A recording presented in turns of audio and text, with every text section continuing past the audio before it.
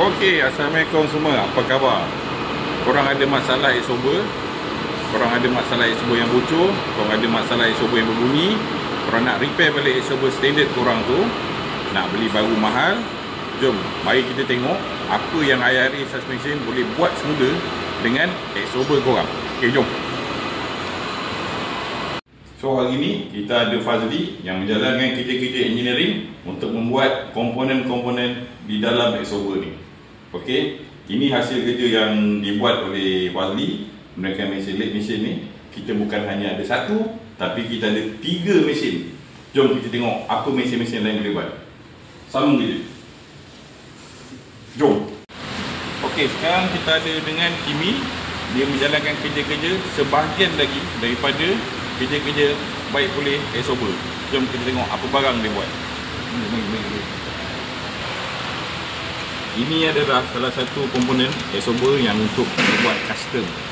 Exober korang yang jenis-jenis standard nak convert kepada serviceable. Standard boleh, adjustable korang yang tak boleh service pun boleh. Ini mesin kedua. Jom kita tengok mesin ketiga apa yang dia buat. Okey, ni kita ada mesin yang ketiga. Ini Arif. Dia kerja untuk buat kerja-kerja trade di dalam exober ni. Okey, exober yang kami buat adalah jenis serviceable semula dan boleh diservis beberapa kali. Untuk korang yang nak guna exober standard ataupun exober standard korang tu mahal, nak buat pada serviceable yang harga dia lebih berbaloi. Okey, jom kita tengok hasil separuh masak dulu. Jom. Ketiga-tiga mesin tadi menghasilkan kerja-kerja dan juga komponen dalaman exober yang diubah suai daripada exober yang tak boleh servis kepada boleh servis. Okey, ini adalah sampel yang mana bahagian dalam kita dah buat dia punya thread ataupun benang lah. Okey, untuk kita combine dengan close cap. Okey, supaya dia boleh buka dan pasang.